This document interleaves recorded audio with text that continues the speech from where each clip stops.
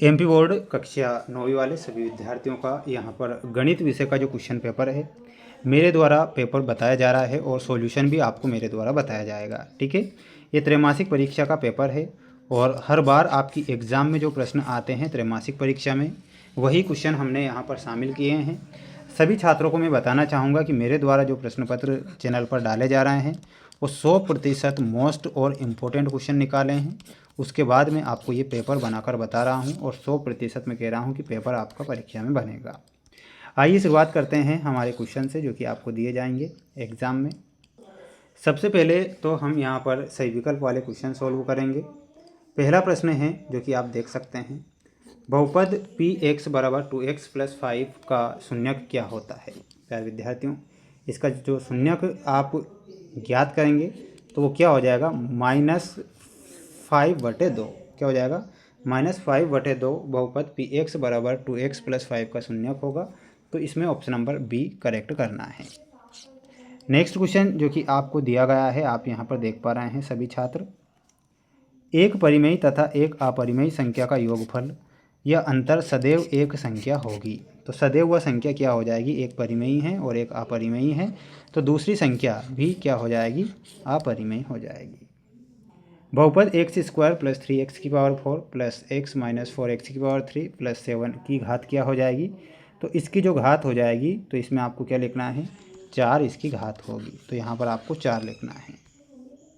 यदि a + b + c बराबर 0 है तो a³ b³ c³ बराबर क्या होगा, तो वो हो जाएगा 3abc। क्या होगा, 3abc। प्यारे बच्चों, प्यारे साथियों, मेरे सभी प्यारे भैया बहन, चैनल को सब्सक्राइब जरूर करके रखना। आपके लिए जो पेपर में डाल रहा हूँ ये आपकी एग्ज़ाम में आएंगे और पूछे जाएंगे, इसलिए ये पेपर मैं आपको वक्त से पहले बता रहा हूँ, तो समय से पहले आप पूरा प्रश्न पत्र याद करिएगा। गोले का आयतन क्या होगा, तो गोले का आयतन होगा 4/3 πr³। वर्ग अंतराल 80 और 100 में निम्न वर्ग सीमा क्या है, तो निम्न वर्ग सीमा हो जाएगी 80। ठीक है, तो ये तो हो गई आपकी क्वेश्चन।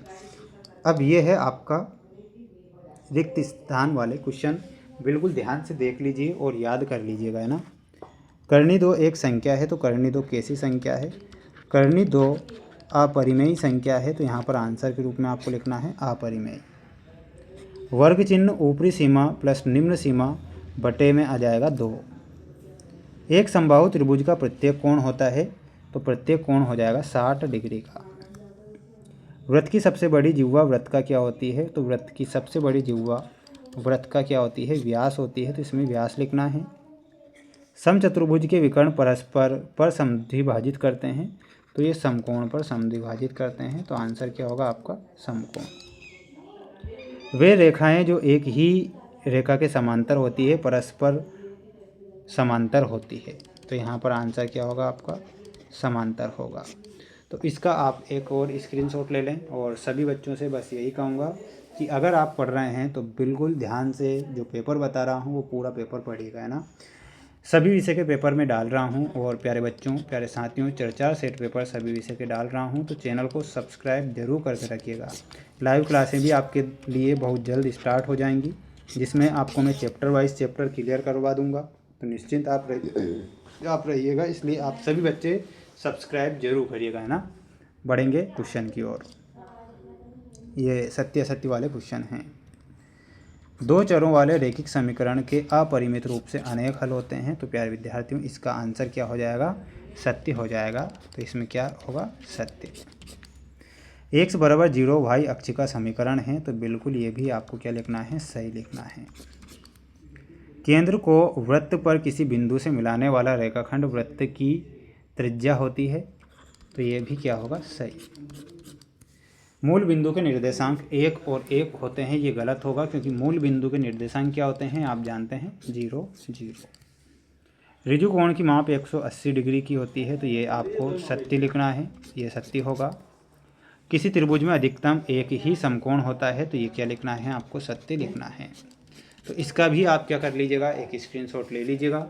इसके बाद मैं आपको अगले क्वेश्चन की ओर लेकर चलूँगा। मेरे सभी प्यारे भैया बहन एक बार चैनल को सब्सक्राइब जरूर करें और अच्छे से क्वेश्चन को पढ़ें। अब जो कि क्वेश्चन स्क्रीन के सामने हैं, एक शब्द या एक वाक्य में हमें उत्तर देना है। पहला क्वेश्चन होगा, रेखिक बहुपद में चर की अधिकतम घात क्या होती है? तो प्यारे विद्यार्थियों, चर की जो अधिकतम घात होगी वो क्या हो जाएगी? 1। x बराबर 3y को ax plus B Y plus C बराबर 0 के रूप में हमें लिखना है। तो हम कैसे लिखेंगे? x माइनस 3y प्लस 0 बराबर 0। बिंदु 4 माइनस 3 किस चतुर्थांश में स्थित हैं? तो इसका आंसर क्या होगा? ये चतुर्थ चतुर्थांश में स्थित हैं। क्या हो जाएगा? चतुर्थ चतुर्थांश आपका आंसर हो जाएगा, चतुर्थ चतुर्थांश। बिंदु 2, 3 की एक्स अक्ष से दूरी क्या हो जाएगी? तो इसमें आपका आंसर क्या होगा? 3 मात्रक। 3 मात्रक। पूर्ण कोण का मान कितना होता है? तो पूरा जो कोण बनता है वो 360 डिग्री का। एक बिंदु से होकर कितनी रेखाएं खींची जा सकती है? तो हम इसमें क्या लिखेंगे? अनेक खींची जा सकती है। कितनी खींची जा सकती है? अनेक। तो ये आप करेक्ट करेंगे, स्क्रीनशॉट आप इसका ले सकते हैं। इसके बाद जो क्वेश्चन बच रहे हैं, जैसा कि आप ये क्वेश्चन देख रहे हैं, इन सभी के आंसर अगर आपको चाहिए तो आप मुझे एक बार कमेंट बॉक्स में ज़रूर बताइएगा। हालांकि मैं इनके आंसर ज़रूर लेकर आऊँगा, क्योंकि अगर एक ही वीडियो में बताऊँगा तो वीडियो थोड़ा 1-1.5 घंटे का पूरा वीडियो बन जाएगा, है ना। तो बिल्कुल वो क्या हो जाएगा, थोड़ा लंबा हो जाएगा। इसलिए इतना अभी तक आप पढ़ लीजिए, और उसके बाद नेक्स्ट पार्ट जो होगा उसमें आपको बड़े क्वेश्चन भी सॉल्व करवा दिए जाएंगे। सभी स्टूडेंट्स वीडियो को लाइक ज़रूर करें, और चैनल पर नए हैं तो सब्सक्राइब करके रखना है। किसी प्रकार से और विषय के पेपर चाहिए तो मुझे बता सकते हैं।